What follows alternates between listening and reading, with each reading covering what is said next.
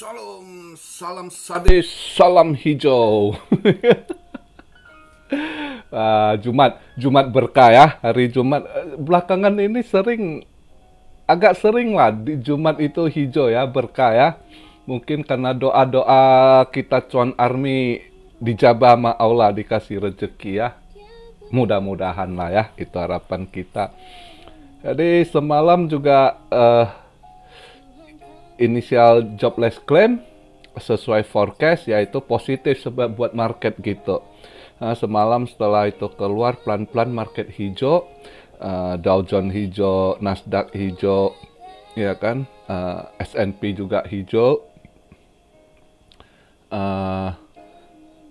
LM logam mulia juga rada hijau walaupun hijau tipis ya. Kripto juga hijau lah, lumayan lah ya. BTC ada naik 2%-an gitu ya kan.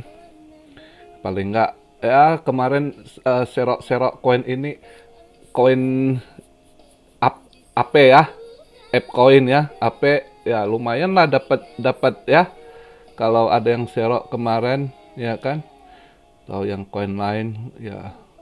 Jadi sekarang kita buat ini, siap buat upload video. Sekarang market cap di 858,6 billion, volume di 37,6. Oh, sedikit tinggi dari kemarin ya, agak lumayan volumenya, ada naik dikit. Tapi dominance juga naik juga. Kemarin 38,3, ini 38,5. Aduh, ikut naik juga dia dominance-nya. BTC di 17.219 ya, hari ini tutupnya 17.2 gitu. Apakah bagus ya? Saya rasa masih sideways sih. Sama aja di range-nya seperti video kemarin saya bilang. ETH di 1283, BNB 289 ya kan. Polygon 92 sen. Ya kembali inilah, hijaunya nggak kobong sih, hijaunya ya cuma hijau tipis ya, 2-3% naiknya. Yang agak mending 5% naiknya, tapi hampir rata-rata kembali hijau di 2-3% sih rata-ratanya gitu ya. Tapi ya lumayan dari istilahnya minus merah kemarin. Andai kata waktu kemarin kita serok di ApeCoin aja kemarin sampai jatuh $3.80 ya kan. Kalau ini tadi pagi sebelum tutup candle sempat 396 ya, lumayan lah untuk scalping itu, udah lumayan lah dapatnya ya kan, atau koin yang lain gitu ya. Mau gimana lagi, kondisi market gitu masih bisa cuan, udah bersyukur banget, udah ada rezeki ya kan. Jadi kondisi hari ini, kalau hari ini masih ada yang event satu lagi malam ini, PPI ya kan. PPI kita lihat lah kalau dia ikut forecast. Tapi saya lihat tadi agak ini, core-nya agak naik dikit loh. Jadi itu juga lihatlah malam ini gimana. Sedangkan di XY agak merah, tertekan karena market dari Asia lebih ini ya. Terus yuan lagi agak performnya bagus, jadi bisa lawan arus juga dari DXY. DXY agak sedikit tertekan juga, merah ya. Kita lihatlah hari ini Jumat, weekend masuk, dia terakhir dia tutup market di hari Jumat ini ya kan. Besok pagi lah kita lihat dia ada arah kemana. Andai kata PPI-nya ikut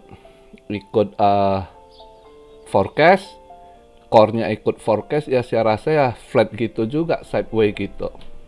Tapi andai kata naik, PPI-nya naik dikit seperti di forecast-nya ada naik dikit ya, market mungkin kembali lagi ke 16.300 16.700 sampai 16.900 di range-nya masih di situ lah, istilahnya masih sideways. Ini market masih seperti yang saya bilang kemarin, range-nya itu di 16.700 sampai 17.400 itu range posisi dia, di situ dia naik sideways-nya gitu ya. Mungkin besok juga gitu, kita lihatlah malam ini, atau ya semua kembali ke bandar juga. Ini 17.200 banyak yang nge-short juga kan. Banyak yang nge-short sebenarnya make sense juga. Kenapa semua pada mau nge-short juga? Karena udah Jumat, ya kan? Udah masuk ke weekend, nanti volume kecil gitu. Sabtu, Minggu mungkin udah drop. Tapi ya kita nggak tahu juga resikonya. Saran saya sebaiknya jangan pakai leverage tinggi. Hitungan udah betul, cuma kan andai kata kondisi yang begitu volume kecil juga, bandar juga gampang, nggak usah uang gede untuk dia sorong ke atas. Kalau Anda pakai leverage yang tinggi, misalnya bandar sorong ke 17.800 saja, Anda udah ke liquid gitu, ya kan? Nanti dia banting balik ke bawah, ya kan? Ya kita nggak tahu lah kondisi market gitu. Selalu saya sarankan leverage, paling bagus jangan main leverage, hati-hatilah ya. Ini kripto hancur-hancur semua sebenarnya, entah mau dia FTX mau apa kayak, semua itu hancurnya di mana? Di leverage. Mereka nggak ada yang jago. Anda mau pakai gaya apa, rumus apa, ya lagi ada luck ya ini. Tapi kalau Anda udah lagi swag datang, nah putus Anda gitu, ya kan? Semua banyak yang amsyong, pos-pos itu semua, yaitu leverage. Mereka leverage juga kenanya gitu. Itu bahayanya gitu. Kalau yang mau main aman ya nggak uang gede tapi stabil, pasti ya spot gitu. Ya, resikonya jauh lebih kecil gitu. Leverage ya gitu. Banyak yang mau kejar cepat uang gede gitu. Justru pas nggak jelas market atau ada yang banting, ya ke liquid, ya kan? Jadi hari Jumat ini ya kita lihatlah malam ini eventnya, apakah PPI malam ini agak ngaruh atau ya sideways ini sampai minggu depan. Karena minggu depan di situ yang penting eventnya, sebelum pengumuman kenaikan interest rate, ya kan? Juga sebelum itu, sehari sebelum itu CPI itu pengaruhi keputusan mereka ini naikkan interest rate gitu ya. Jadi tadi saya tanya, saya jawab sedikit, tadi ada yang tanya, kok apa benar kuartal tahun pertama banyak dia lihat berita mana, saya nggak tahu, Twitter atau apa, saya nggak tahu, katanya Fed di kuartal 1 akan pivot gitu ya. Saya rasa sih enggak. Kalau saya punya analisa, saya rasa Fed belum melakukan pivot di kuartal 1, justru saya rasa di kuartal 2 dia akan pivot. Jadi kemungkinan skenarionya, andai kata minggu depan CPI sesuai, dan juga dia kalau naikkan interest rate-nya 0,50 basis point, ya mungkin sedikit ada Santarelli ya. Kita harap di situ bisa ada ini, andai kata minggu depan sesuai dengan itu, CPI-nya sesuai forecast atau drop, ya kan? Itu saya ada sempat cek bentar, CPI ngedrop sih dari forecast-nya itu 7,7, tapi lumayan persentasinya. Tapi ke 7,8 juga udah bagus gitu. Andai kata benar dia forecast 7,7, hari selanjutnya Jerome Powell naikkan interest rate, saya rasa 0,50. Lebih yakin. Terus tahun depan, itu di Februari tanggal 1, mungkin ya antara 0,50 atau mulai 0,25. Bisa aja 0,25. Karena saya rasa dia udah nggak bisa push. Ekonomi udah hancur, cuma ditutup-tutupi gitu. Data sebab banyak yang nggak jelas juga, misalnya kayak opening job gitu ya, dibuat job dia merasa dia punya job ketenaga kerjaan masih kuat ya kan, creating job. Padahal kebanyakan itu data nggak akurat karena kenapa?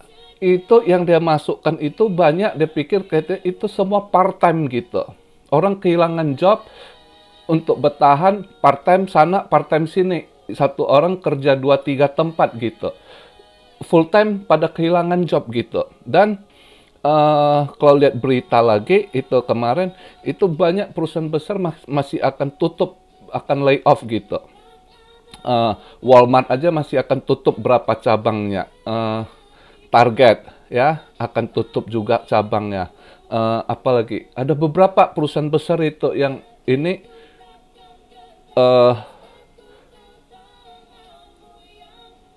perusahaan-perusahaan besar banyak anak cabang yang akan ditutup gitu. Itu udah jelas full time job itu udah hilang gitu. Jadi mereka untuk menghemat sekarang ini kebanyakan part time.